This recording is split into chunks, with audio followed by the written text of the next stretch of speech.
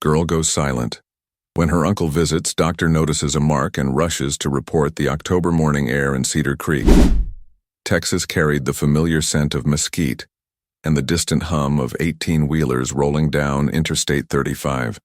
Madison Thompson pressed her small face against the cool window of the school bus, watching the endless rows of corn stubble flash by in the pale dawn light. Just 3 weeks ago, she would have been chattering excitedly to her best friend Kaylee about the upcoming Halloween carnival at school, but today she sat in complete silence, her backpack clutched tightly against her chest like a shield. "Maddie, you okay, honey?" asked Mrs. Patterson, the bus driver, glancing at her through the rearview mirror. The 8-year-old's usually bright blue eyes met hers briefly before darting away. Madison nodded once, barely perceptible, then returned to staring out the window. Mrs. Patterson had been driving the same route for 15 years, watching generations of Cedar Creek children grow up in her mirror. She knew every child's personality, their usual seat preferences, and their typical morning chatter patterns. Madison Thompson had always been one of her favorites, a spirited little girl with pigtails that bounced when she laughed, always ready with a story about her weekend adventures or a new book she'd discovered at the town library. The silence was wrong. Everything about Madison's demeanor over the past few weeks had been wrong. Cedar Creek Elementary School sat on the edge of town like a red brick beacon of normalcy, surrounded by sprawling oak trees that had weathered decades of Texas storms. As the bus pulled into the circular drive, Madison gathered her things with the mechanical precision of someone much older than 8. She had always been one of the first kids off the bus, racing toward the playground to join her friends before the morning bell. Now she waited until every other child had disembarked before slowly making her way down the aisle. "Have a good day, sweetheart," Mrs. Patterson called after her, but Madison didn't acknowledge the words. She just walked toward the school entrance with her head down, her small shoulders carrying a weight that seemed far too heavy for her frame. Inside Cedar Creek Elementary, the morning routine buzzed with its usual energy. Third graders rushed through the hallways, their sneakers squeaking against the polished linoleum floors as they hurried to their lockers. The walls were decorated with autumn leaves cut from construction paper and student artwork depicting pumpkins and scarecrows. It was the kind of wholesome, small-town atmosphere that appeared in movies about American childhood, except for the little girl who moved through it all like a ghost. Ms. Jennifer Hayes had taught 3rd grade for 12 years, and she prided herself on knowing her students better than they knew themselves. When Madison Thompson had walked into her classroom on the first day of school 6 weeks ago, Ms. Hayes had immediately recognized her as a natural leader, the type of child who would volunteer to read aloud, help struggling classmates with math problems, and organize playground games during recess. But the child who slipped quietly into her seat that October morning bore little resemblance to the vibrant student from early September. Madison's usually neat appearance had become disheveled. Her blonde hair, once carefully braided by her mother each morning, now hung in loose, tangled strands around her face. Her clothes, while clean, seemed hastily thrown together. A summer t-shirt despite the cooling weather, mismatched socks visible above her worn sneakers. "Good morning, class," Ms. Hayes announced with practiced enthusiasm. "Who can tell me what they observed about the weather on their way to school today?" Hands shot up around the classroom, accompanied by excited voices calling out observations about the morning fog and the changing leaves. Madison sat perfectly still, her hands folded on her desk, staring at a point somewhere beyond the classroom window. Ms. Hayes had tried various approaches over the past 3 weeks to draw Madison back into classroom participation. She'd assigned her favorite subjects, partnered her with her closest friends for group projects, and even called her parents to discuss the dramatic change in behavior. The conversation with Madison's mother, Susan Thompson, had been frustrating and illuminating in equal measure. "She's just going through a phase," Susan had explained, her voice carrying a forced lightness that didn't quite mask an underlying tension. "You know how kids are. Derek, that's my brother, he's been staying with us for a while, and Madison's just adjusting to having another adult in the house. She'll come around." But Ms. Hayes had been teaching long enough to recognize the difference between typical childhood adjustment issues and something more concerning. The way Madison flinched when someone approached her desk too quickly, the way she avoided eye contact with adults, the way she seemed to shrink into herself whenever the classroom door opened unexpectedly. These weren't signs of a simple adjustment period. During morning reading time, While her classmates eagerly shared their thoughts about Charlotte's Web, Madison sat with her book closed, her small hands pressed flat against the cover, as if holding it shut could keep the world at bay. Ms. Hayes made a mental note to speak with the school counselor, Mrs. Rodriguez, during her lunch break. The morning progressed with its usual rhythm of lessons, activities, and the controlled chaos of 23 8-year-olds, learning about fractions and the water cycle. Madison participated only when directly called upon, giving one-word answers in a voice so quiet that Ms. Hayes often had to ask her to repeat herself. During the 15-minute break between math and science, while other children chatted and shared snacks, Madison remained at her desk, organizing and reorganizing her supplies with obsessive precision. Kaylee Morrison, Madison's best friend since kindergarten, approached her desk with tentative concern written across her freckled face. "Maddie, do you want to trade stickers? I got the holographic unicorn ones from the book fair." She held out a sheet of glittering stickers, the kind that would have sent Madison into raptures of excitement just a month ago. Madison looked at the stickers for a long moment, and for just an instant, Ms. Hayes saw a flicker of the old Madison in her eyes, a spark of interest, of normal 8-year-old joy. But it disappeared as quickly as it had appeared, replaced by that same distant, guarded expression that had become her default. "No, thank you," Madison whispered, turning back to her perfectly arranged pencils and erasers. Kaylee's face fell, confusion and hurt mixing in her expression. She glanced toward Ms. Hayes, who gave her an encouraging nod and gestured for her to try again. "We could look at them together at lunch," Kaylee offered hopefully. "Remember how we used to make up stories about the unicorns? We could do that again." Madison's response was barely audible, but the words were clear enough to make Ms. Hayes's chest tighten with concern.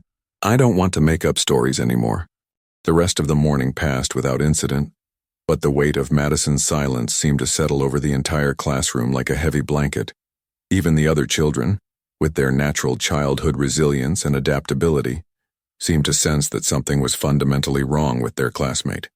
They gave her space without quite understanding why, their usual invitations to join playground games becoming more hesitant and less frequent. When the lunch bell rang, Madison packed her supplies with the same methodical precision she'd displayed all morning. She waited until the classroom had emptied before approaching Ms. Hayes' desk, where she placed a folded piece of paper before hurrying toward the door. Ms. Hayes unfolded the paper with careful hands, recognizing Madison's neat third-grade handwriting. The message was brief and devastating in its simplicity. "Please don't call my mom about me being quiet. Everything is fine at home. Uncle Derek says families should handle their own problems." The words hit Ms. Hayes like a physical blow. In 12 years of teaching, she'd learned to read between the lines of childhood communications, and this note set off every alarm bell in her professional instincts. The formal language, so unlike Madison's usual casual way of speaking. The specific mention of Uncle Derek and his apparent influence over family communications. The desperate plea to avoid parental contact. Ms. Hayes read the note 3 more times, each reading confirming her growing suspicions. She'd seen enough cases in her years of teaching to recognize the signs, but knowing and proving were 2 entirely different things. She folded the note carefully and placed it in her desk drawer, making a mental note to document everything she'd observed about Madison's behavioral changes over the past 3 weeks. The cafeteria at Cedar Creek Elementary buzzed with its usual lunchtime energy. Long tables filled with chattering children, lunch ladies serving up portions of pizza and green beans, the occasional spill or minor drama that required adult intervention. Madison sat at the far end of her usual table, methodically eating a peanut butter sandwich that she'd apparently made herself. The bread was slightly stale, the peanut butter spread unevenly, nothing like the carefully prepared lunches her mother had sent during the first weeks of school. Kaylee and 2 other girls from their class sat several seats away, their conversation subdued as they kept glancing toward Madison with obvious concern. Ms. Hayes watched from her position near the lunch line, noting how Madison seemed to have created an invisible barrier around herself. Children instinctively respected that barrier, but their confusion was evident in their whispered conversations and worried glances. "She used to be so funny," she heard one child say to another. "Remember when she did that impression of Mrs. Patterson during art class? She made everyone laugh so hard that paint got spilled everywhere. Maybe she's sick," another child suggested hopefully. "My cousin got really quiet when she had mono. Maybe Madison just needs medicine." But Ms. Hayes knew that whatever was affecting Madison Thompson couldn't be cured with medicine. The changes she'd observed, the withdrawal, the hypervigilance, the careful way Madison held herself as if expecting pain, painted a picture that no teacher wanted to see, but every educator was trained to recognize. After lunch, during the afternoon science lesson about animal habitats, Madison's behavior took an even more concerning turn. The class was discussing how animals create safe spaces for their young when Madison suddenly stood up, her chair scraping loudly against the floor. Every head in the classroom turned toward her, and Ms. Hayes saw something close to panic flash across the little girl's face. "May I use the restroom?" Madison asked, her voice tight with barely controlled emotion. Ms. Hayes nodded immediately, and Madison practically ran from the classroom. She was gone for nearly 20 minutes, far longer than a simple bathroom visit should take. When she returned, her eyes were red-rimmed and puffy, though she'd clearly tried to splash water on her face to hide the evidence of crying. The rest of the afternoon passed in a tense quiet, with Madison participating even less than usual. During creative writing time, while other children crafted stories about their weekend adventures or made up tales about talking animals, Madison stared at her blank paper for the entire 30-minute period. When Ms. Hayes gently asked if she needed help getting started, Madison simply shook her head and continued staring at the empty page. As the final bell rang and children began packing their backpacks with the usual end-of-day excitement, Ms. Hayes noticed Madison's hands shaking as she tried to zip her bag. The tremor was subtle but unmistakable, and it sent a chill down Ms. Hayes's spine. She'd seen that kind of nervous tremor before, in other children who'd carried burdens too heavy for their small shoulders. "Madison, could you stay for just a moment?" Ms. Hayes asked gently, as the other children filed out toward their buses. Madison froze, her entire body going rigid with what looked like fear. "I can't miss my bus," she said quickly. "Uncle Derek is picking me up today, and he doesn't like to wait." The words confirmed every suspicion that had been building in Ms. Hayes's mind throughout the day. The way Madison said, "Uncle Derek," with a combination of fear and resignation, the emphasis on him not liking to wait as if disappointing him carried consequences that an 8-year-old shouldn't have to worry about. "Of course, Ms. Hayes said immediately, forcing her voice to remain calm and reassuring. "You go ahead. Have a good afternoon, sweetheart." Madison nodded once and hurried out of the classroom, but not before Ms. Hayes caught sight of her face in profile. The expression she saw there, old beyond her years, watchful, afraid, was one that would haunt her dreams for weeks to come. Through her classroom window, Ms. Hayes watched as Madison walked toward the pickup area with the same careful, measured steps she'd exhibited all day. A tall man with dark hair and a leather jacket was leaning against a blue pickup truck, his arms crossed as he scanned the crowd of children. When he spotted Madison, his expression shifted into something that might have been a smile, but it didn't reach his eyes. Madison approached the truck slowly, and Ms. Hayes noted how the little girl's posture seemed to shrink even further as she got closer to the man. Uncle Derek, it had to be him, said something that Ms. Hayes couldn't hear from her distance, but she could see Madison nod quickly before climbing into the passenger seat. As the truck pulled away from the school, Ms. Hayes made a decision that would change everything. She walked to her desk, pulled out Madison's note, and reached for her phone to call Mrs. Rodriguez, the school counselor. But first, she did something that every teacher dreaded, but sometimes had to do. She opened a new file on her computer and began documenting everything she'd observed about Madison Thompson's behavioral changes. The file she created that afternoon would grow significantly over the coming days, filled with timestamps, direct quotes, and careful observations. But even as she typed her first entry, Ms. Hayes knew that documentation alone wouldn't be enough. Madison Thompson needed help, and she needed it soon. Outside, the October sun was beginning to set earlier each day, casting long shadows across the school parking lot. Somewhere in Cedar Creek, an 8-year-old girl was riding home with a man who made her hands shake and her voice disappear. And at Cedar Creek Elementary School, a teacher was preparing to make the most important phone calls of her career. The silence that had settled over Madison Thompson was about to become very loud indeed. Dr. Rebecca Williams had been the school physician for Cedar Creek Independent School District for 8 years, and she'd learned to read children's bodies like books written in a language that adults often forgot how to speak. On the Tuesday morning following Madison's increasingly concerning behavior in Ms. Hayes's classroom, Dr. Williams was conducting her monthly health screenings at Cedar Creek Elementary, routine checks that most children approached with the casual indifference of youth. The small medical office adjacent to the main office buzzed with the familiar sounds of elementary school life filtering through the walls. Dr. Williams had set up her equipment with practiced efficiency: blood pressure cuff, stethoscope, vision chart, and the various forms that documented each child's basic health metrics. These screenings were typically uneventful, checking for vision problems, monitoring growth patterns, and occasionally catching the early signs of scoliosis or other developmental concerns. Madison Thompson was scheduled for 10:30 a.m. When Ms. Hayes knocked on the medical office door, Dr. Williams looked up from her paperwork to see the third-grade teacher's face etched with concern.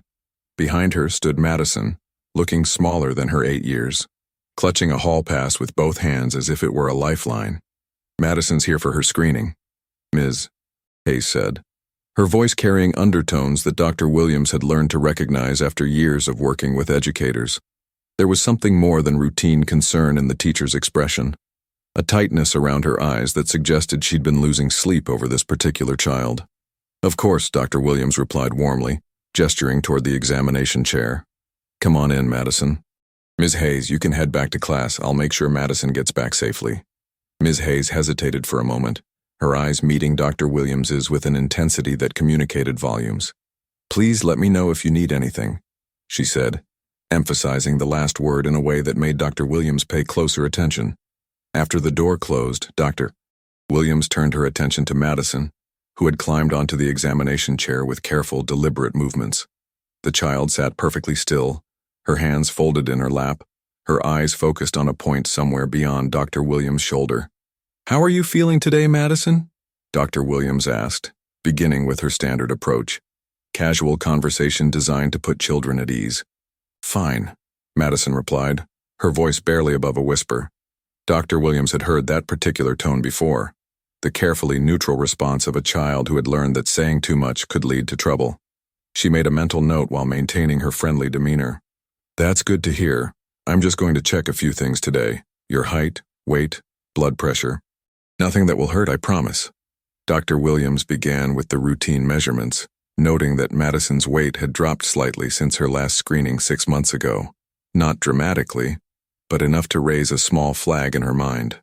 As she worked, Dr. Williams kept up a gentle stream of conversation, asking about Madison's favorite subjects, her friends, her hobbies.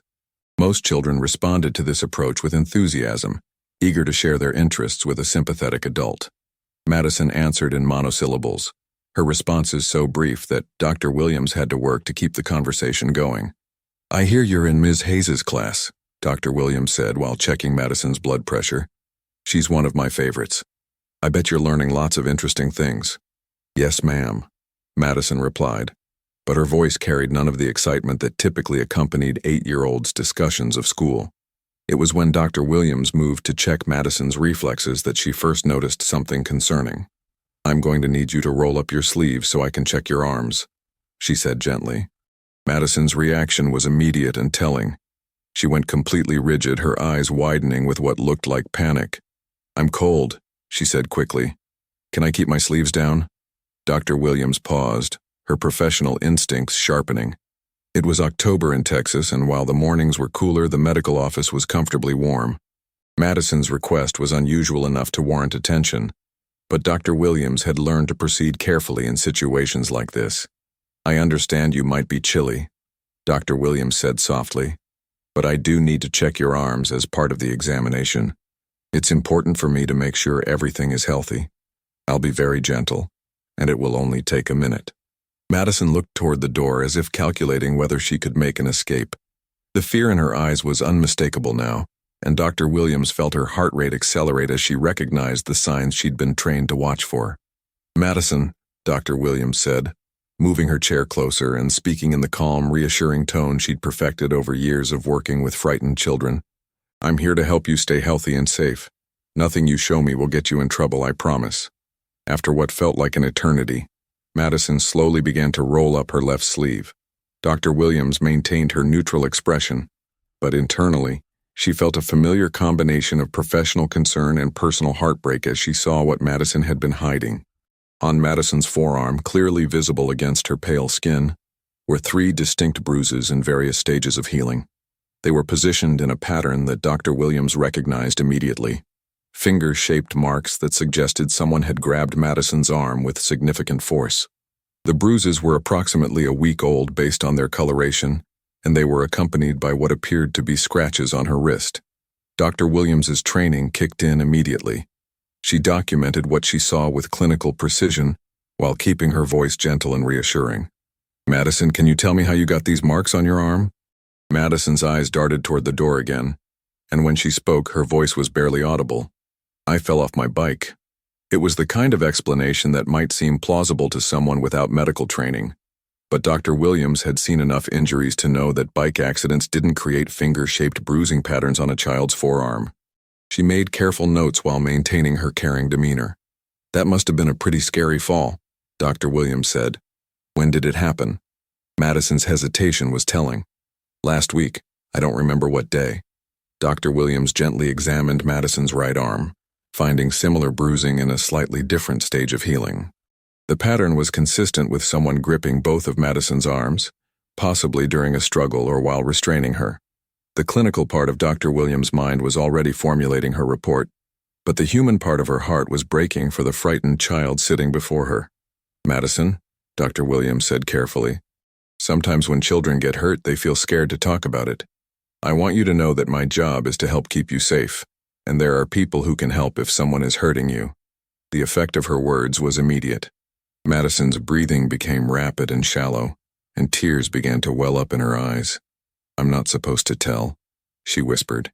"Uncle Derek said that families handle their own problems. He said if I told anyone, it would make everything worse for everyone." The words hit Dr. Williams like a physical blow, but she forced herself to remain calm and supportive. Uncle Derek, the same name that had appeared in Madison's note to Ms. Hayes. The pieces of a horrifying puzzle were beginning to form a clear picture. "Madison, you're not in trouble for telling me," Dr. Williams said gently. "In fact, it was very brave of you to tell me. Sometimes adults tell children to keep secrets about things that hurt them, but that's not okay. You deserve to be safe." Madison's tears were flowing freely now, and Dr. Williams could see the weight of whatever she'd been carrying beginning to crack her careful composure. "He said nobody would believe me," Madison whispered. "He said I was just a kid and that grown-ups don't listen to kids." Dr. Williams felt a surge of anger at the man who had convinced this child that her voice didn't matter, but she channeled that anger into determination. "Madison, I believe you. And there are other grown-ups who will believe you too. You're not alone anymore." For the next 10 minutes, Dr. Williams used every skill she'd learned in her training to create a safe space for Madison to share what had been happening to her. The story that emerged was heartbreaking in its familiarity, a pattern of abuse that had started small and escalated over the 3 weeks since Derek Thompson had moved into the family home. Madison's uncle had initially been welcomed by the family as someone who needed temporary shelter after losing his job.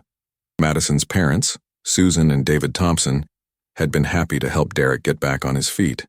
What they hadn't known was that Derek had lost his previous job due to allegations of inappropriate behavior with a coworker's daughter, allegations that had been quietly handled to avoid scandal.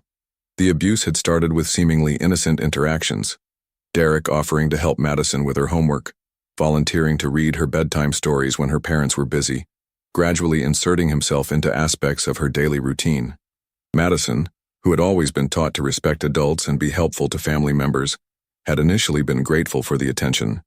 But Derek's behavior had quickly crossed boundaries. He'd started coming into Madison's room at night, claiming he was checking on her but staying longer than necessary. He'd begun making comments about her appearance, telling her she was growing up to be a pretty girl in ways that made her uncomfortable. When Madison had tried to avoid him, he'd become angry, using his physical size to intimidate her. The bruises on her arms had come from an incident the previous week, when Madison had tried to leave her room while Derek was there. He'd grabbed her arms to prevent her from going, his grip tight enough to leave marks. When she'd cried out, he'd told her that if she made noise, he'd have to leave the family home, and that would make her parents very sad and angry. He said my mom and dad were already stressed about money, Madison whispered, her voice breaking. He said if I cause problems, they might not be able to afford to keep me anymore. Doctor. Williams felt her professional composure crack at the sophisticated manipulation this child had endured. Derek Thompson had weaponized an 8-year-old's natural desire to please her parents and turned it into a tool of control. He'd convinced Madison that her safety was less important than her family's stability, that speaking up would make her the problem rather than the solution. Madison, nothing that's happening to you is your fault, Dr. Williams said firmly. And your parents love you. They would never want you to be hurt, and they would never blame you for what someone else is doing to you. But Madison shook her head, her tears streaming down her face. You don't understand.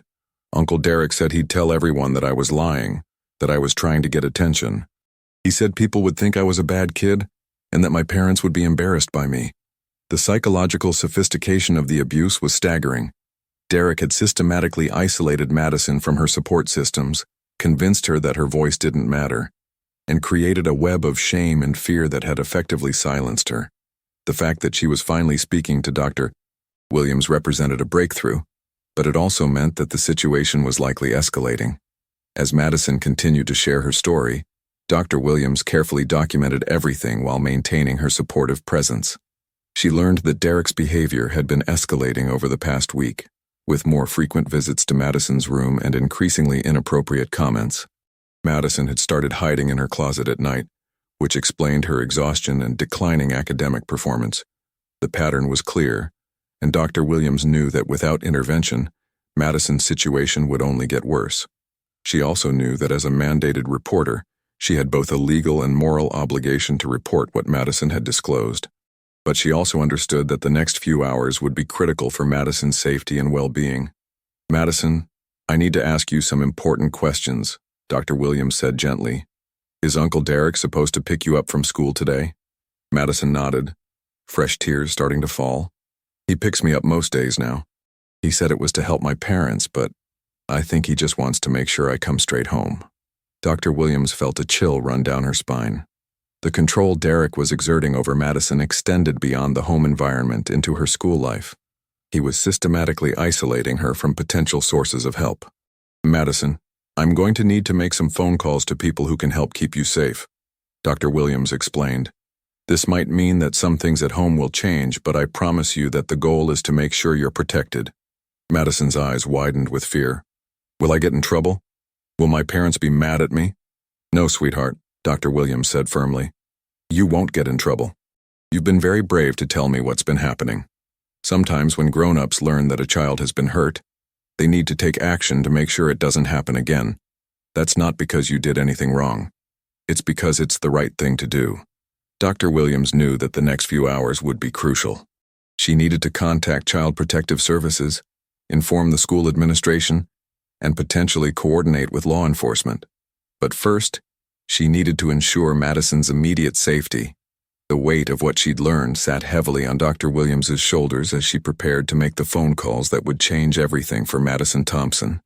She'd handled cases of suspected abuse before, but each one reminded her of the fragility of childhood and the responsibility that came with being trusted with a child's disclosure. Madison sat quietly in the examination chair, her sleeves rolled back down, her small hands folded in her lap. She looked exhausted, as if telling her story had drained her of what little energy she'd been holding in reserve.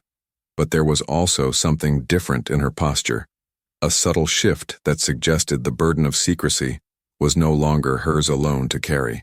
Dr. Williams reached for her phone, knowing that the call she was about to make would set in motion a series of events that couldn't be undone. But as she looked at Madison's bruised arms and saw the fear in her eyes, she also knew that not making the call would be a betrayal of everything she'd sworn to protect. The silence that had surrounded Madison Thompson was about to be broken in ways that would echo through the entire community of Cedar Creek. The call that Dr. Rebecca Williams made at 11:47 a.m. on that Tuesday morning would later be described in official reports as timely and appropriate. But those clinical terms could never capture the gravity of what she set in motion. Her hands trembled slightly as she dialed the number for Child Protective Services. Madison still sitting quietly in the examination chair, her small frame seeming to shrink further into itself with each passing moment. CPS hotline, this is Maria Santos speaking. This is Dr. Rebecca Williams, school physician for Cedar Creek ISD. I need to report suspected child abuse involving an 8-year-old student. The conversation that followed was conducted in the careful, professional language that both women had been trained to use, but underneath the clinical terminology lay the urgent understanding that a child's safety hung in the balance. Dr. Williams provided Madison's full name, address, and a detailed account of what she'd observed and what Madison had disclosed. She described the bruising patterns, documented the behavioral changes, and carefully repeated Madison's own words about her uncle's threats and manipulation. The alleged perpetrator is Derek Thompson, the child's maternal uncle, currently residing in the family home. Dr. Williams continued, her voice steady despite the emotional weight of the information she was conveying. The child has indicated that the abuse is ongoing and escalating. She's scheduled to be picked up from school today by the alleged perpetrator, Maria Santos, a 15-year veteran of CPS who had handled thousands of cases, immediately recognized the urgency of the situation. Dr. Williams, I'm going to need you to keep the child at school until we can arrange for her safety. Do not allow her to leave with Derek Thompson under any circumstances. I'm dispatching a caseworker immediately and will coordinate with local law enforcement. After ending the call with CPS, Dr. Williams immediately contacted Principal Margaret Foster, a woman who had been leading Cedar Creek Elementary for nearly 2 decades. Principal Foster arrived at the medical office within minutes, her usually calm demeanor replaced by the focused intensity that came with protecting the children under her care. "How is she?" Principal Foster asked quietly, her eyes moving to Madison, who was now curled up in the examination chair, her knees drawn to her chest. "Scared, but brave," Dr. Williams replied. "She's been carrying this alone for weeks." The disclosure was detailed and consistent with the physical evidence I've documented. Principal Foster nodded grimly. She'd been an educator long enough to have dealt with several abuse cases, and she knew the delicate balance required to protect a child while ensuring that proper procedures were followed. "What's our timeline?" "CPS is sending a caseworker and they're coordinating with law enforcement. Madison says Derek usually picks her up around 3:15. We need to have a plan in place before then." The next hour passed with careful coordination between the school CPS and the Cedar Creek Police Department. Detective Sarah Mitchell, who specialized in crimes against children, arrived at the school at 1:20 p.m., followed closely by Anna Rodriguez, a CPS caseworker with expertise in emergency interventions. Detective Mitchell was a 10-year veteran of the force who had specifically requested assignment to the Crimes Against Children unit after her own daughter had been victimized by a trusted family friend. She brought both professional expertise and personal understanding to cases like Madison's, knowing that the next few hours would be crucial in determining not just the child's immediate safety, but potentially the success of any criminal prosecution. "I need to interview Madison," Detective Mitchell explained to the assembled adults, "but I want to do it in a way that doesn't re-traumatize her. Dr. Williams, since she's already disclosed to you, I'd like you to be present during the interview." Anna Rodriguez nodded in agreement. "We'll also need to coordinate with the parents. They'll need to be informed about what's happening, and we'll need to assess their response to determine Madison's placement options." The interview took place in Principal Foster's office, which had been arranged to feel as comfortable as possible for a frightened 8-year-old. Madison sat in a large chair with Dr. Williams beside her, while Detective Mitchell positioned herself at child height, her voice gentle but professional. "Madison, my name is Detective Mitchell, and I'm here because Dr. Williams told me that you've been very brave about telling her some things that have been happening to you. I want you to know that you're not in any trouble, and that we're all here to help keep you safe." Madison nodded slightly, her eyes still showing the wariness that had become her default expression over the past 3 weeks. Detective Mitchell had conducted hundreds of these interviews, and she recognized the signs of a child who had been systematically taught not to trust adults with the truth. "Can you tell me about your Uncle Derek?" Detective Mitchell asked gently. What followed was a more detailed account of the abuse Madison had endured. With Detective Mitchell's careful questioning, a clearer picture emerged of Derek Thompson's methodical approach to victimizing his niece. The abuse had followed a classic pattern of grooming, boundary violations, and escalating control. Derek had started by inserting himself into Madison's bedtime routine, claiming he wanted to help her parents by reading her stories. These sessions had gradually become longer and more inappropriate, with Derek making comments about Madison's developing body and beginning to touch her in ways that made her uncomfortable. He said it was normal for uncles to help their nieces learn about growing up, Madison whispered, her voice barely audible. He said it was a special secret between us and that if I told anyone, they wouldn't understand and would think I was being a tattletale. Detective Mitchell's jaw tightened almost imperceptibly, but her voice remained calm and supportive. Madison, what Derek told you isn't true. Adults who care about children don't ask them to keep secrets about touching. You were right to tell Dr. Williams, and you're being very helpful by talking to me now. The interview revealed that Derek's behavior had escalated significantly over the past week. He had begun coming into Madison's room multiple times each night, claiming he was checking on her, but staying for increasingly long periods. He had started making her sit on his lap during these visits, and had begun touching her inappropriately while telling her it was practice for when she got older. The psychological manipulation had been sophisticated and devastating. Derek had convinced Madison that her parents were under financial stress because of his presence in the home, and that any complaints from her would result in him having to leave, which would disappoint her parents and potentially create financial hardship for the family.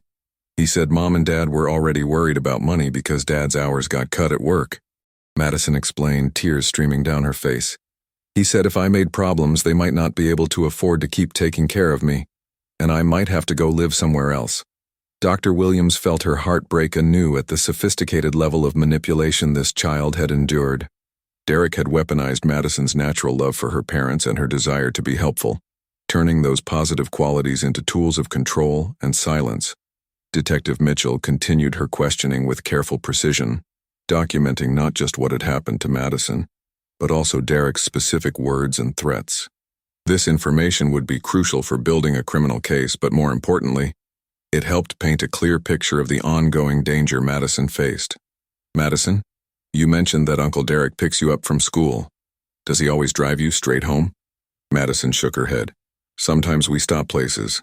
Last week he took me to the park and told me that if anyone ever asked about our special time together, I should remember that he could tell people I was a liar. He said adults don't usually believe kids, especially kids who make up stories. The systematic nature of Derek's psychological abuse was becoming clear.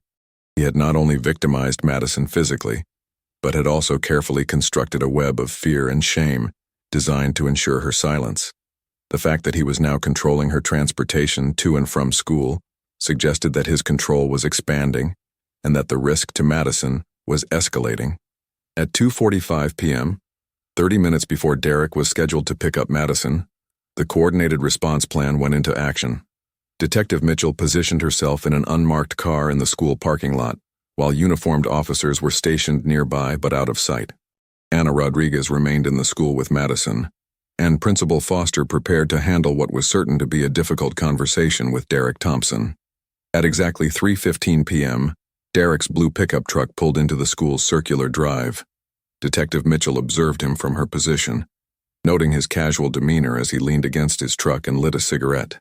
He appeared confident and relaxed, showing no signs of concern or anxiety that might suggest he suspected his abuse had been discovered. Principal Foster approached Derek with practiced professionalism, her years of experience helping her maintain a calm exterior despite the knowledge of what this man had done to one of her students. Mr. Thompson, I'm Principal Foster. I'm afraid Madison won't be able to leave with you today.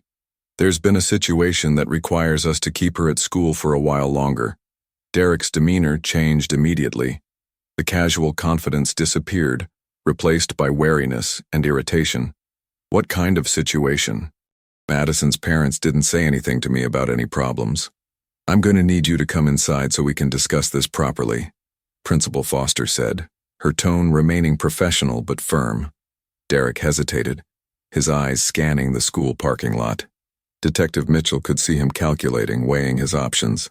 After a moment, he flicked his cigarette away and followed Principal Foster toward the school entrance. The confrontation that followed would be remembered by everyone present as one of the most tense and revealing moments in the entire case. Detective Mitchell met Derek and Principal Foster in the main office, where she immediately identified herself and informed Derek that he was being detained for questioning in connection with allegations of child abuse. Derek's response was immediate and telling. Rather than expressing shock or confusion at the allegations, he immediately went on the offensive, attacking Madison's credibility and portraying himself as the victim of a vindictive child's lies. "This is ridiculous," Derek said, his voice rising with anger. "Madison's been acting out ever since I moved in with my sister's family. She's been jealous of the attention her parents give me, and now she's making up stories to get me in trouble. You people are going to destroy a family over the lies of a manipulative kid." Detective Mitchell had heard similar responses from accused abusers countless times, but Derek's immediate pivot to attacking Madison's character was particularly damning. An innocent person typically responded with confusion and concern for the child, not immediate character assassination. "Mr. Thompson, at this time you're not under arrest, but I do need to ask you some questions about your relationship with Madison," Detective Mitchell said calmly. "You have the right to have an attorney present during questioning." Derek's response revealed the arrogance that had characterized his abuse of Madison. "I don't need a lawyer because I haven't done anything wrong. This whole thing is a misunderstanding based on a troubled kid's imagination." The interview that followed was conducted at the Cedar Creek Police Department, where Derek was transported for formal questioning. His responses continued to follow the pattern Detective Mitchell had observed in the school parking lot: denial, blame shifting, and attacks on Madison's credibility. Meanwhile, back at the school, Anna Rodriguez was working with Madison to prepare her for what would come next. The CPS caseworker had extensive experience helping children navigate the complex and often frightening process that followed abuse disclosures, and she knew that Madison would need significant support in the coming days and weeks. "Madison, you've been very brave today," Anna said gently. "Now we need to figure out how to keep you safe while the grown-ups work on making sure Uncle Derek can't hurt you anymore." The next challenge was informing Madison's parents. Susan and David Thompson had been contacted and asked to come to the school immediately, but they hadn't been told the specific reason for the emergency. Anna Rodriguez knew that their response would be crucial in determining where Madison would be placed while the investigation proceeded. Susan Thompson arrived at the school at 4:30 p.m., her face etched with worry and confusion. David Thompson followed 10 minutes later, having left work early after receiving the urgent call from Principal Foster's office. Both parents appeared genuinely concerned about their daughter's welfare, but Anna Rodriguez knew that their response to learning about Derek's abuse would reveal whether Madison could safely remain in their care. The disclosure meeting took place in the school conference room with Anna Rodriguez, Dr. Williams, and Principal Foster present. Madison sat close to Dr. Williams, her small hand gripping the physician's arm as she prepared to watch her parents learn the truth about what had been happening in their home. "Mr. and Mrs. Thompson," Anna Rodriguez began carefully, "Madison has disclosed that she's been the victim of sexual abuse by her uncle, Derek Thompson, who has been living in your home." The reaction was immediate and visceral. Susan Thompson's face went white, and she reached instinctively toward Madison, her maternal instincts overriding everything else. David Thompson's response was different, anger and disbelief warring across his features as he struggled to process what he'd just heard. "That's impossible," David said, his voice tight with emotion. "Derek wouldn't." "Madison, sweetheart, are you sure you understand what you're saying?" Anna Rodriguez intervened quickly, recognizing the critical moment. "Mr. Thompson, I understand this is shocking news, but it's important that Madison knows you believe and support her. Children rarely lie about abuse, and Madison has provided detailed and consistent information about what's been happening." Susan Thompson had moved to kneel beside Madison's chair, tears streaming down her face. "Baby, I'm so sorry. I'm so sorry we didn't know. Are you okay? Did he hurt you?" Madison's response was heartbreaking in its simplicity. "I tried to tell you, Mommy, but Uncle Derek said it would make you and Daddy sad, and that you might not want me anymore if I caused problems." The psychological manipulation that Derek had used became clear to Madison's parents in that moment. They realized that their daughter had been carrying this burden alone, convinced that protecting her abuser was the same as protecting her family. David Thompson's anger was palpable, but Anna Rodriguez was relieved to see that it was directed at Derek, not at Madison. "Where is he now?" David demanded. "Where is Derek?" "He's being questioned by police," Principal Foster explained. "Detective Mitchell is handling the criminal investigation." The next several hours were a whirlwind of interviews, paperwork, and coordination between multiple agencies. Anna Rodriguez conducted a thorough assessment of the home situation, interviewing both parents about their relationship with Derek, their knowledge of his background, and their ability to protect Madison moving forward. What emerged was a picture of a family that had been manipulated almost as effectively as Madison herself. Derek Thompson had presented himself to his sister and brother-in-law as a man down on his luck, needing temporary shelter while he got back on his feet. He had been charming and helpful, volunteering to assist with household chores and childcare in ways that had seemed generous rather than suspicious. He lost his job about 2 months ago, Susan explained, her voice hollow with the realization of how thoroughly she'd been deceived. He said it was budget cuts, that the company was downsizing. He seemed so grateful for our help, and Madison seemed to like having him around at first. David Thompson shook his head in disbelief. He was good with her. He helped with homework, read her stories. I thought it was nice that she had another adult in her life who cared about her. How could I have been so blind? Ana Rodriguez had seen this pattern before. Predators often targeted families where they could position themselves as helpful and trustworthy. Derek had systematically built trust with Madison's parents while simultaneously grooming and abusing their daughter. Sexual predators are often skilled manipulators, Ana Rodriguez explained. They're experts at presenting themselves as helpful and trustworthy while hiding their true intentions. This isn't your fault, but it is your responsibility to ensure Madison's safety moving forward. The assessment process revealed that Susan and David Thompson were genuinely devastated by what had happened to their daughter, and were committed to supporting her recovery. They immediately agreed to Derek's permanent removal from their home and expressed willingness to cooperate fully with both the criminal investigation and any therapeutic interventions Madison might need. "We'll do whatever it takes," Susan said firmly, her arm wrapped protectively around Madison. "We failed to protect her once. We won't fail her again." By 7:30 p.m., the immediate crisis had been stabilized. Derek Thompson was in police custody, charged with multiple counts of child sexual abuse and facing the possibility of additional charges as the investigation continued. Madison had been cleared to return home with her parents, with specific safety provisions in place and a comprehensive support plan being developed. But as the various officials began to wrap up their work for the day, everyone involved understood that this was just the beginning. Madison's disclosure had set in motion a complex legal and therapeutic process that would take months, if not years, to fully resolve. The 8-year-old girl who had found the courage to break her silence had also begun a journey toward healing that would require tremendous strength from both her and her family. Dr. Williams watched as Madison left the school with her parents, noting the way the little girl walked between her mother and father, each parent holding one of her hands. There was something different about Madison's posture now. She was still clearly traumatized and afraid, but the terrible burden of secrecy was no longer hers alone to carry.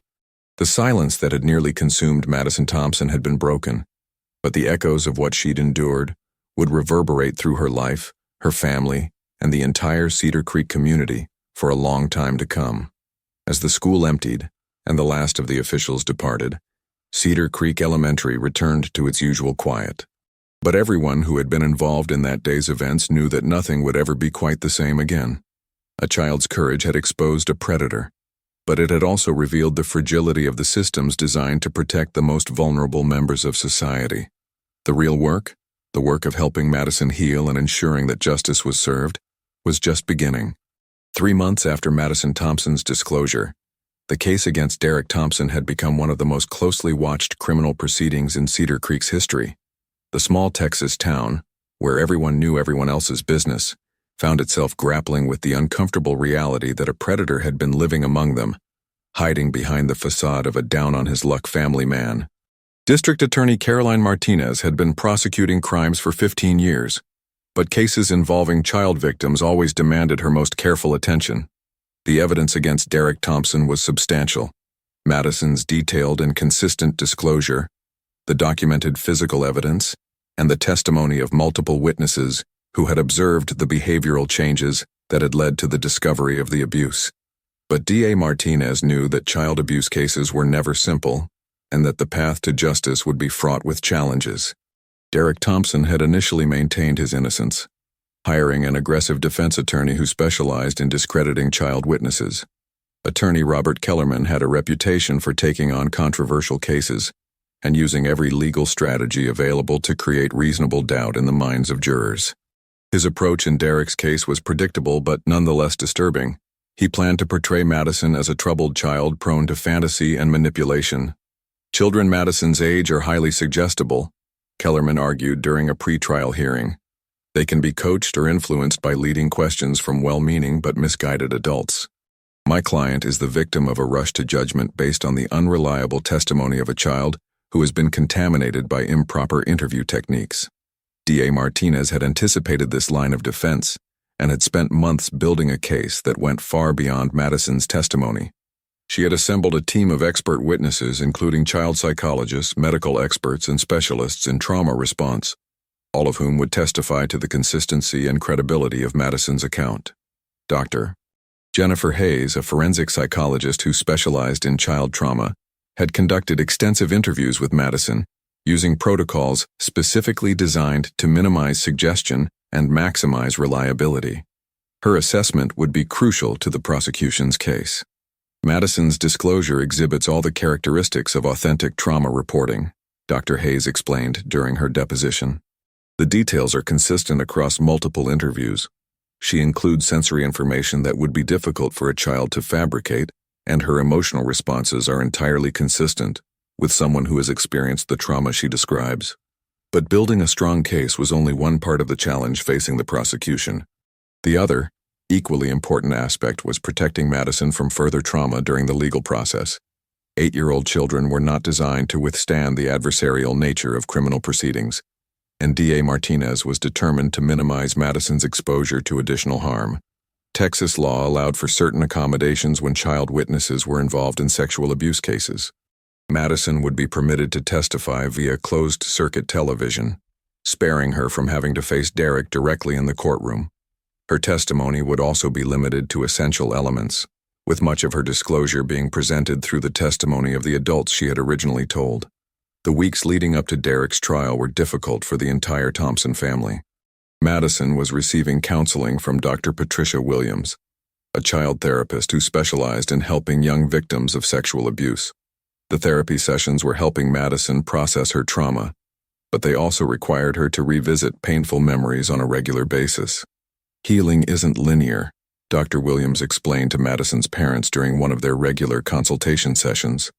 Madison is going to have good days and bad days. The important thing is that she knows she's safe now and that she has people who believe and support her.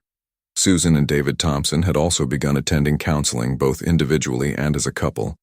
The guilt they felt over their failure to protect Madison was overwhelming, and they struggled with questions about how they had missed the signs of what was happening in their own home. We were so focused on being good hosts, on helping Derek get back on his feet, Susan said during one particularly difficult session. We saw his helpfulness with Madison as a positive thing. How could we have been so blind? Their therapist, Dr. Michael Rodriguez, had extensive experience working with families affected by child sexual abuse. He understood the complex dynamics that allowed predators to operate within family systems, and he worked patiently to help Madison's parents understand that their victimization by Derek's manipulation didn't diminish their responsibility as parents, but it did help explain how the abuse had been able to continue undetected. Sexual predators are experts at manipulation, Dr. Rodriguez explained. They target families where they can position themselves as helpful and trustworthy.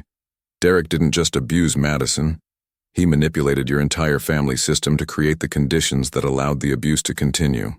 Meanwhile, the criminal investigation had expanded beyond Derek's abuse of Madison. Detective Sarah Mitchell had discovered that Derek had a history of inappropriate behavior with children that stretched back several years. Previous allegations had been handled quietly, with Derek moving from job to job and town to town whenever questions arose about his conduct. We've identified at least 3 other potential victims, Detective Mitchell reported to D.A. Martinez. 2 are adults now, willing to testify about what Derek did to them when they were children.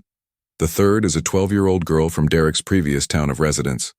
Her parents reported inappropriate touching, but Derek left town before charges could be filed. This information was both encouraging and devastating. It provided additional evidence of Derek's pattern of predatory behavior, but it also revealed the extent to which the system had failed to protect children from a known threat. Derek Thompson had been allowed to move freely from community to community, leaving a trail of damaged children in his wake. As the trial date approached, the prosecution's case continued to strengthen. Derek's own behavior following his arrest had been damaging to his defense. Jail recordings revealed conversations with family members in which he expressed more concern about the impact of the charges on his reputation than about Madison's welfare. In one particularly damning conversation with his mother, Derek had said, "The kid will get over it, but this could ruin my whole life." The comment revealed the narcissistic mindset that had enabled Derek to justify his abuse of Madison. In his worldview, his 8-year-old victim was responsible for adapting to the trauma he had inflicted on her, while he was the true victim of an unfair system. Defense attorney Robert Kellerman recognized that his client's recorded statements were problematic, but he continued to pursue an aggressive defense strategy. He hired his own expert witnesses, including a psychologist who questioned the reliability of children's memories and a former CPS worker who had become a critic of the child protection system.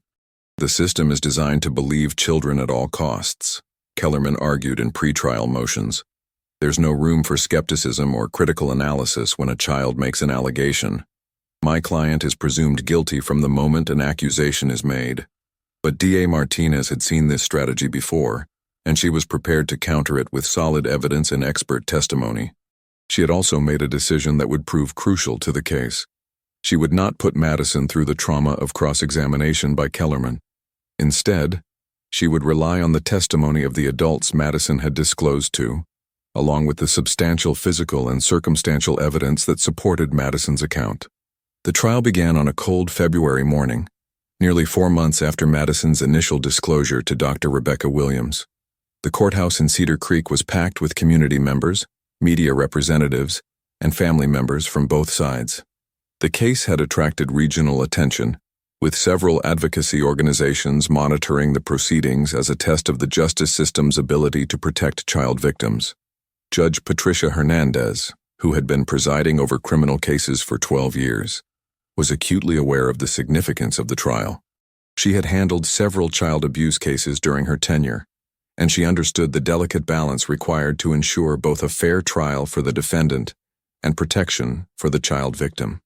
"This case involves allegations of serious crimes against a child," Judge Hernandez stated during her opening remarks to the jury. "I expect all parties to conduct themselves with the gravity and respect that this situation demands. The jury's responsibility is to evaluate the evidence presented and determine whether the prosecution has proven its case beyond a reasonable doubt." DA Martinez's opening statement was measured and powerful. She outlined the evidence that would be presented, emphasizing the consistency of Madison's disclosure and the corroborating physical evidence.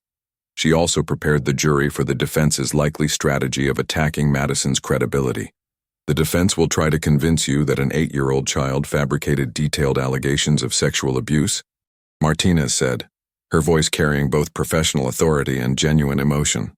"They will suggest that this little girl who had never been in trouble at school, who was known for her honesty and kindness, suddenly decided to make up elaborate lies about her uncle.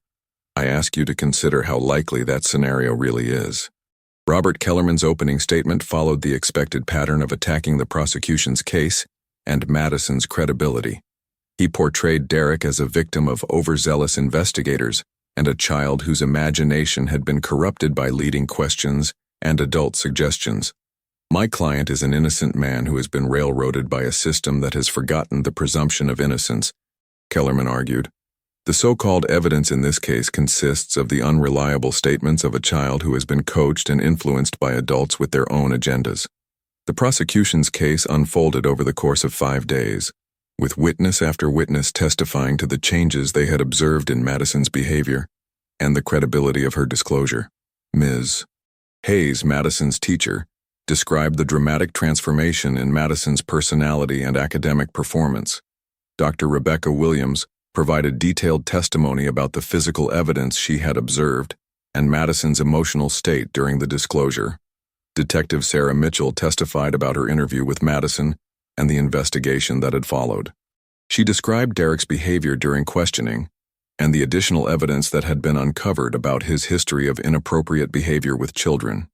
The most powerful testimony came from Dr. Jennifer Hayes, the forensic psychologist who had conducted extensive interviews with Madison. Dr. Hayes explained the protocols she had used to ensure the reliability of Madison's statements and the indicators that suggested Madison was telling the truth about her abuse. Children who fabricate allegations of sexual abuse typically cannot maintain consistency across multiple interviews, Dr. Hayes testified. They also tend to provide vague details that lack the sensory and emotional components that characterize authentic trauma memories. Madison's statements exhibit all the characteristics of genuine trauma disclosure. The defense's case lasted only 2 days and consisted primarily of attacking the prosecution's evidence and witnesses. Kellerman's expert witnesses testified about the unreliability of children's memories and the potential for contamination through improper interview techniques. But their testimony felt academic and disconnected from the specific evidence in Madison's case. Derek Thompson himself did not testify, a decision that surprised many observers. Kellerman had apparently concluded that his client's personality and documented statements would be more damaging than helpful to the defense. The most dramatic moment of the trial came when D.A. Martinez played portions of Madison's recorded interview with Dr. Jennifer Hayes. The courtroom was completely silent as Madison's small voice described what Derek had done to her, her words carrying a matter-of-fact honesty that was more powerful than any adult testimony could have been. Several jurors were visibly moved by Madison's voice, and one had to excuse herself from the courtroom to compose herself. The impact of hearing directly from the victim, even in recorded form, was profound and undeniable. Closing arguments took place on a Friday afternoon, with both attorneys making their final appeals to the jury. D.A. Martinez's closing was passionate but controlled, emphasizing the strength of the evidence and the credibility of Madison's disclosure. Madison Thompson was a happy, healthy 8-year-old girl until Derek Thompson came into her life. Martinez argued, "The evidence shows clearly what happened to her in her own home, where she should have been safest. The defendant systematically abused and manipulated this child, and then he tried to silence her with threats and psychological manipulation. Today, you have the opportunity to give Madison her voice back by holding her abuser accountable." Kellerman's closing argument was aggressive and combative, continuing his strategy of attacking Madison's credibility and portraying Derek as the victim of a flawed system. But his arguments felt increasingly desperate as he struggled to explain away the substantial evidence against his client. The jury deliberated for less than 4 hours before returning with their verdict. When Judge Hernandez asked the foreperson to read the verdict, the courtroom was completely silent. On the charge of aggravated sexual assault of a child, we find the defendant guilty. On the charge of indecency with a child, we find the defendant guilty. On the charge of continuous sexual abuse of a child, we find the defendant guilty. The reading of the verdict took less than a minute, but its impact would last much longer. Derek Thompson showed no emotion as the guilty verdicts were read, but his mother, who had been attending the trial, broke down in tears. On the other side of the courtroom, Susan Thompson quietly wept with relief, while David Thompson sat with his head in his hands. Judge Hernandez scheduled sentencing for the following month, and Derek was remanded to custody to await that hearing. Under Texas law, his conviction on the most serious charge carried a potential sentence of 25 years to life in prison. The sentencing hearing provided an opportunity for victim impact statements, and Susan Thompson had spent weeks preparing what she wanted to say to the man who had hurt her daughter. When her time came to address the court, she stood at the podium with a strength that surprised even herself. "Derek Thompson was welcomed into our home as family," she said, her voice steady despite her tears. "We trusted him with our most precious possession, our daughter. He betrayed that trust in the most horrific way possible. Madison was an innocent child who should have been safe in her own home. Instead, she was victimized by someone who was supposed to protect her." Susan continued her statement by describing the impact of Derek's abuse on Madison and the entire family. She spoke about the therapy sessions, the nightmares, the long process of rebuilding Madison's sense of safety and trust. She also spoke about her own guilt and the family's commitment to Madison's healing. "Madison is a survivor," Susan concluded. "She found the courage to speak up when speaking up was the hardest thing she'd ever done. She trusted the adults in her life to protect her, and we will spend the rest of our lives making sure that trust was not misplaced." Judge Hernandez sentenced Derek Thompson to 35 years in prison without the possibility of parole for 20 years. The sentence was on the higher end of the possible range, reflecting the judge's view of the seriousness of the crimes and Derek's lack of remorse. "Mr. Thompson, you were in a position of trust within the victim's family," Judge Hernandez stated during sentencing. "You systematically abused that trust to victimize a vulnerable child. Your actions have caused immeasurable harm not just to the victim, but to her entire family. This sentence reflects the seriousness of your crimes and the need to protect other children from similar harm." 6 months after Derek Thompson's sentencing, Madison Thompson was beginning to heal. The therapy sessions with Dr. Patricia Williams had helped her process her trauma and develop coping strategies for dealing with her experiences. She had returned to her normal activities at school, though she still struggled with trust issues and occasional nightmares. Ms. Hayes had worked closely with the school counselor to create a supportive environment for Madison's return to normal academic life. The other children in her class had been told only that Madison had been dealing with some family problems, and her friends had welcomed her back with the uncomplicated acceptance that characterized childhood relationships. "Madison is making remarkable progress," Dr. Williams reported during a consultation with her parents. "She's regaining her sense of agency and control. The nightmares are becoming less frequent, and she's starting to show more of her natural personality again." The healing process extended beyond Madison to her entire family. Susan and David Thompson had continued their own therapy, working through their guilt and learning how to support Madison's recovery. They had also become advocates for other families affected by child sexual abuse, speaking at community events about the importance of believing children and recognizing the signs of abuse. "We can't change what happened to Madison," David said during one such presentation, "but we can use our experience to help other families avoid what we went through. The signs were there, we just didn't know how to recognize them." Dr. Rebecca Williams, whose professional expertise and personal courage had been crucial to Madison's rescue, had also been profoundly affected by the case. She had received recognition from several professional organizations for her handling of Madison's disclosure, but she was most proud of the difference she had made in one child's life. "This case reminded me why I chose to work with children," Dr. Williams reflected. "Sometimes our job is to be the adult who listens when a child finds the courage to speak. Madison taught me that every child deserves to have their voice heard and their safety protected." The impact of Madison's case extended beyond her immediate family to the broader Cedar Creek community. The school district had implemented new training programs for teachers and staff on recognizing signs of abuse and responding appropriately to disclosures. Local law enforcement had also enhanced their protocols for investigating crimes against children. Madison's courage in speaking up had not only saved herself from continued abuse, but had also potentially protected other children from becoming Derek Thompson's victims. The investigation that followed her disclosure had resulted in charges being filed in 2 other jurisdictions related to Derek's previous abuse of children. On a warm spring afternoon, nearly a year after her initial disclosure to Dr. Williams, Madison Thompson could be found on the playground at Cedar Creek Elementary, laughing with her friends and participating in the kind of carefree childhood activities that had been impossible during the darkest period of her young life. She still had difficult days, and the healing process would continue for years to come, but she had reclaimed her voice and her sense of safety.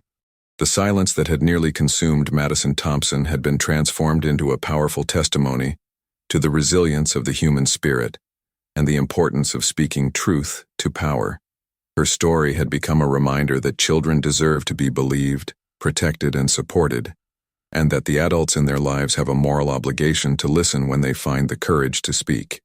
As the sun set over Cedar Creek that spring evening, Madison ran toward her parents' car with the unburdened joy of childhood, her laughter carrying on the wind like a promise that healing was possible, that justice could prevail, and that even the darkest silences could be broken by the courage of one small voice speaking truth. The girl who had once gone silent when her uncle visited had found her voice again, and in doing so, she had shown an entire community the power of believing in the truth that children carry and the responsibility that adults bear to protect the most vulnerable among them. Her story would be remembered not just as a tale of abuse survived, but as a testament to the courage required to break dangerous silences and the healing that becomes possible when a child's voice is finally heard, believed, and acted upon with the full weight of justice and compassion that every child deserves. In the months that followed, Madison's case became a catalyst for change throughout the region. The Texas Department of Family and Protective Services used her story as a training case for new social workers, emphasizing the importance of recognizing behavioral changes in children and responding appropriately to disclosures. Her case was also featured in training materials for educators, helping teachers understand their role as mandated reporters and the critical importance of creating safe spaces for children to speak. Dr. Rebecca Williams was invited to speak at medical conferences about her role in Madison's case, sharing her experience with other healthcare providers who might encounter similar situations. Her presentation always emphasized the same key points. Trust your instincts when something seems wrong. Create safe spaces for children to disclose, and never underestimate the impact that one caring adult can have on a child's life. Madison taught me that sometimes the most important diagnosis we can make has nothing to do with traditional medicine. Dr. Williams often said in her presentations, "Sometimes our job is simply to be the adult who sees, who listens, and who acts on behalf of a child who cannot protect themselves." The case also had a profound impact on the criminal justice system in their county. District Attorney Caroline Martinez successfully advocated for additional resources for the prosecution of crimes against children, including specialized training for attorneys and investigators. The successful prosecution of Derek Thompson had demonstrated the importance of taking a comprehensive approach to these cases, one that prioritized both justice and the protection of child victims. Madison's case showed us what's possible when all parts of the system work together, D.A. Martinez reflected. From the teacher who noticed the changes, to the doctor who recognized the signs, to the detective who conducted a thorough investigation, to the prosecutor who built a strong case. Every link in that chain was crucial to achieving justice. The defense attorney, Robert Kellerman, had also been affected by the case, though in ways that surprised even him. After Derek's conviction, Kellerman had quietly begun refusing cases involving the defense of accused child abusers, telling colleagues that he could no longer in good conscience pursue strategies that involved attacking the credibility of child victims. "There are some cases where the evidence is simply overwhelming," he admitted to a colleague months after the trial. Madison Thompson's case was one of those. That little girl's courage in speaking up, despite everything she'd been told about staying silent, was more powerful than any legal argument I could have made. As Madison entered 4th grade that fall, her teacher, Mrs. Patricia Gonzalez, had been briefed on her history and was prepared to provide additional support if needed. But what Mrs. Gonzalez found was a resilient, intelligent child who was eager to learn and participate in classroom activities. While Madison still had occasional difficult days, she had largely returned to the bright, engaged student she had been before Derek's abuse. "Madison is a remarkable little girl," Mrs. Gonzalez observed. "She's been through something no child should have to endure, but she hasn't let it define her. She's kind to her classmates, curious about the world, and has a maturity that comes from having faced real challenges and survived them." Madison's friendship with Kaylee Morrison had also been restored, though it had taken time for both girls to navigate the changes that had occurred. Kaylee, with the adaptability of childhood, had accepted that her friend had been dealing with grown-up problems and was simply glad to have her back. "I missed the old Madison," Kaylee confided to her mother one afternoon. "But I think I like the new Madison too. She's still funny, but she's also really brave. She told me that sometimes bad things happen, but that doesn't mean you can't still have good things too." The wisdom in Kaylee's observation reflected something that all the adults in Madison's life had come to understand. Healing from trauma didn't mean returning to exactly who you were before. It meant integrating the experience into your life story in a way that allowed you to move forward with strength, wisdom, and hope. Susan and David Thompson had also continued to grow and heal as a family. They had become active in local child advocacy organizations, using their experience to help other families navigate the complex systems involved in child protection cases. Their marriage, which had been severely tested by the guilt and trauma of Madison's abuse, had ultimately grown stronger through their shared commitment to their daughter's healing and their determination to help other children. "We can't undo what happened to Madison," Susan often said when speaking to other parents, "but we can make sure that other families don't go through what we went through. We can teach parents to recognize the signs, to trust their instincts, and to always believe their children when they find the courage to speak up." David had taken a different but equally important approach to advocacy. He had begun working with male survivors of childhood sexual abuse, helping them understand that their experiences were valid, and that healing was possible regardless of how much time had passed since their abuse occurred. Madison's courage inspired me to face some of my own childhood experiences, David admitted during one support group meeting. I realized that I couldn't fully support her healing if I hadn't dealt with my own trauma. Her bravery made me brave too. The ripple effects of Madison's disclosure continued to spread throughout the community in ways both large and small. Cedar Creek Elementary had implemented new policies and procedures for responding to suspected child abuse, and several teachers had reported feeling more confident in their ability to recognize and respond to signs of abuse in their students. Mrs. Patterson, the school bus driver who had first noticed Madison's behavioral changes, had also received training in recognizing signs of abuse and trauma in children. She had become an informal advocate for the children on her route, creating a safe and supportive environment where children felt comfortable talking about their concerns. "I see these kids every day," Mrs. Patterson explained. "Sometimes I'm the first adult they see in the morning and the last one they see in the afternoon. That's a responsibility I don't take lightly. Madison taught me that paying attention to changes in children's behavior isn't just being nosy, it's being caring." Anna Rodriguez, the CPS caseworker who had coordinated Madison's safety plan, had also been deeply affected by the case. She had handled hundreds of child abuse cases during her career, but Madison's case had reminded her of why she had chosen to work in child protection in the first place. "Every case is important," Rodriguez reflected, "but some cases stay with you in a special way. Madison's case reminded me that what we do really matters.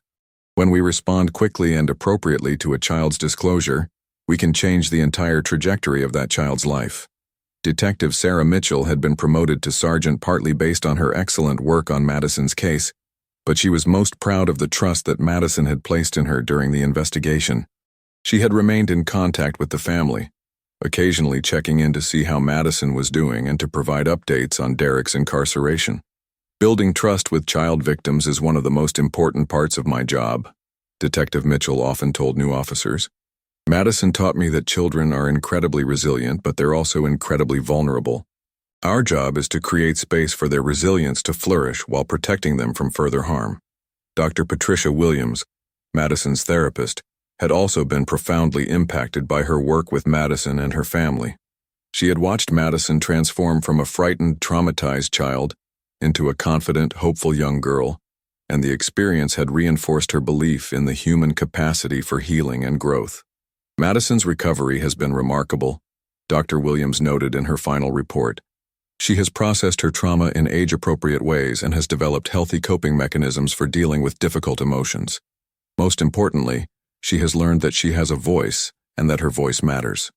As Madison's 9th birthday approached that December, her parents were planning a celebration that would have been impossible to imagine a year earlier.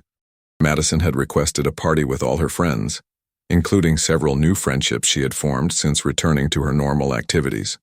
The contrast with the previous year, when Madison had been too withdrawn and fearful to enjoy her birthday, was striking. "Last year we were just hoping Madison would smile on her birthday," Susan remembered. "This year she's planning games and making sure everyone has fun. The difference is miraculous." The party was a joyful celebration, attended by classmates, teachers, family members, and some of the professionals who had played important roles in Madison's recovery. Dr.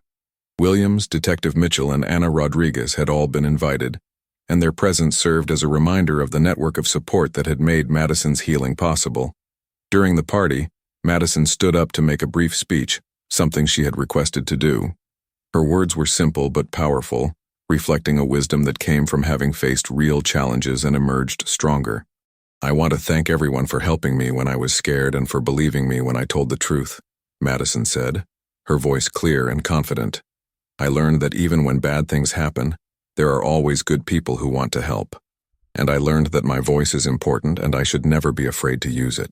The applause that followed Madison's speech was accompanied by tears from many of the adults present. Her words encapsulated not just her own journey, but the broader lessons that her case had taught the entire community about the importance of listening to children, believing their disclosures, and acting swiftly to protect them from harm. As the party continued and children ran around the backyard playing games and laughing, the adults reflected on how far everyone had come since that October morning when Madison had first disclosed her abuse to Dr. Williams. The journey had been difficult, painful, and sometimes overwhelming, but it had also demonstrated the power of community, the importance of professional competence, and the remarkable resilience of the human spirit. Derek Thompson remained in prison, where he would stay for many years to come. His conviction had been upheld on appeal, and he had been denied parole on his first attempt. More importantly, his incarceration meant that he could not harm any more children, a fact that provided comfort not just to Madison's family, but to all the families of his previous victims. The case had also resulted in changes to the systems that had failed to stop Derek earlier in his criminal career. New protocols for information sharing between jurisdictions had been implemented, making it more difficult for predators to simply move from place to place when allegations arose. Background check requirements had been strengthened, and mandatory reporting training had been expanded to include more community members. Madison's case showed us that protecting children requires all of us to work together, reflected Judge Patricia Hernandez, who had presided over Derek's trial. Teachers, doctors, social workers, law enforcement, prosecutors, therapists, we all have a role to play. But most importantly, we have to create environments where children feel safe speaking up and where adults are prepared to listen and act. As Madison blew out the candles on her 9th birthday cake, surrounded by friends and family who loved and supported her, it was clear that the silence that had once threatened to consume her had been replaced by joy, laughter, and hope. Her story had become more than just a case study in child abuse. It had become a testament to the power of courage, truth, and community action in protecting the most vulnerable members of society. The girl who had once gone silent when her uncle visited had not only found her voice again but had used it to change the world around her. Her courage had exposed a predator, protected other children, and strengthened the systems designed to keep children safe. Most importantly, her healing had shown that even the most devastating experiences could be overcome with the right support, care, and commitment to truth and justice.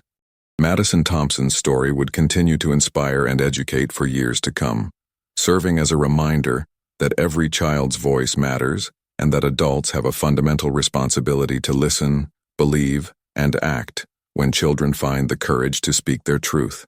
In a world where too many children suffer in silence, Madison's story stood as a beacon of hope, proving that silence can be broken, healing is possible, and justice can prevail when communities come together to protect their most precious members. The echoes of her courage would continue to reverberate through Cedar Creek and beyond, creating safer spaces for other children to speak their truth and find their own paths to healing and hope.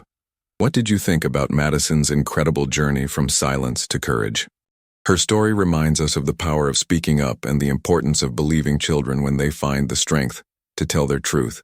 If this story touched your heart and opened your eyes to the critical signs we all need to watch for, please hit that like button and let me know in the comments what aspect of Madison's story impacted you the most.